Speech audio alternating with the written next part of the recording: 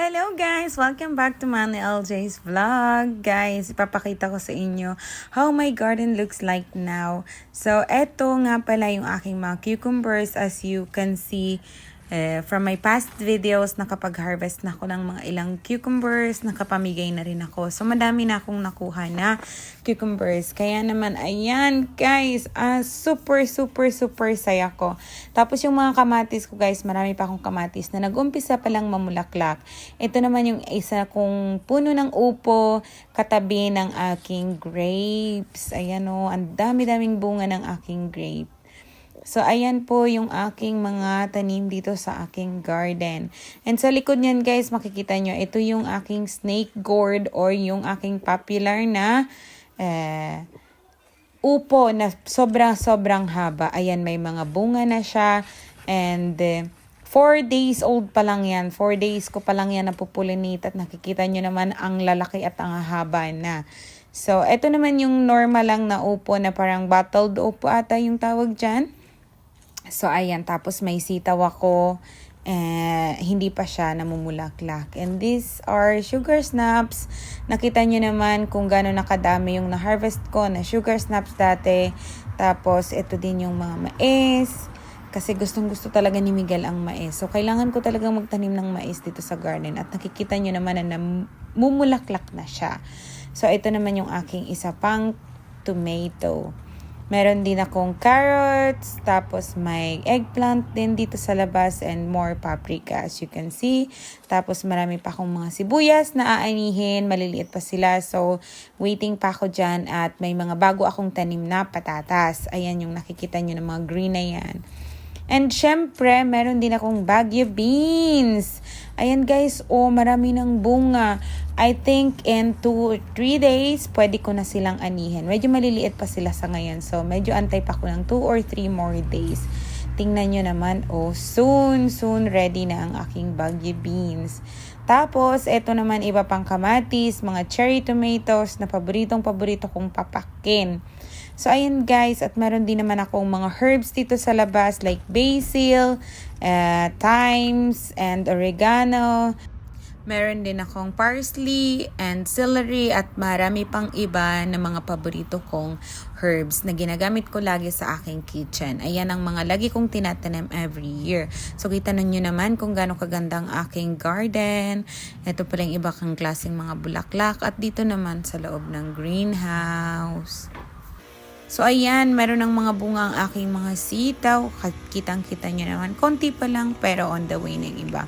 Itong black pot na chili, guys, amazed talaga ako dito. Kulay itim yan talaga siya. And kita nyo naman gano'ng kadami yung bunga niya. Meron din akong siling panigang and grabe talaga sila mamunga guys. As in, nakaka-amaze. Meron akong peppers, itong mga paprika. Napakagaganda at ang lalaki ng bunga. Tingnan nyo naman, napakarami niyang bunga. Napakalusog ng mga puno. Ayan kita nyo. Magiging red pa yan siya. And of course, my favorite ampalaya. Kita nyo na namumunga na siya guys. And grabe talaga. As in, sulit na sulit yung effort ko, yung pagod ko, yung pera na pinangbili ng mga lupa, ginastos ko dito, as in talagang sulit na sulit pag nakikita mo na mumunga na itong mga tanim mo.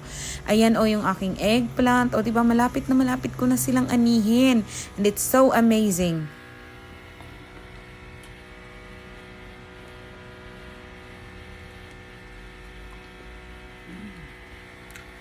Sarap.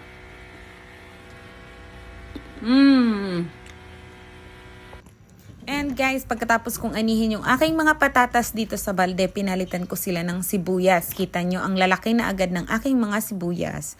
Ito naman yung aking mga bulaklak na gosh, talaga, I'm so satisfied pag nakikita ko itong mga bulaklak na to sa garden ko. So guys, ito talaga yung pinakamasarap dito sa pagtatanim. Nakakapagod man, pero pag nakita mo naman yung bunga ng mga pinaghirapan mo, nakakawala talaga ng pagod. Ito talaga yung stress reliever ko. Ang garden ko, yung mga flowers and mga veggies na mga tinatanim ko. As in, sulit na sulit talaga. Kita nyo naman kagaganda. Sinong hindi marerelax nito? So, ayan guys, I mean, kahit nakakapagod, kahit napaka-iksi ng summer dito sa Sweden, basta makita ko ganito kaganda yung mga tanim ko, okay na okay lang sa akin. So, yan tingnan nyo naman kung mamulaklak. Memory Fall is blooming. Ayan, ang laki ng flower niya, Wow. Tapos dito pa meron pang isang papalabas. It's not open yet. And then here, one more. Ang ganda-ganda niya. Ang aking dahlia. Ganyan siya kalaki, So, ayan siya. May lantana. Bango.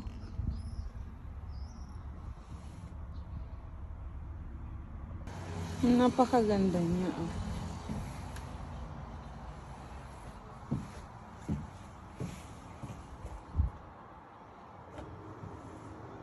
So, ayan guys, ang update dito sa garden ko for today's video.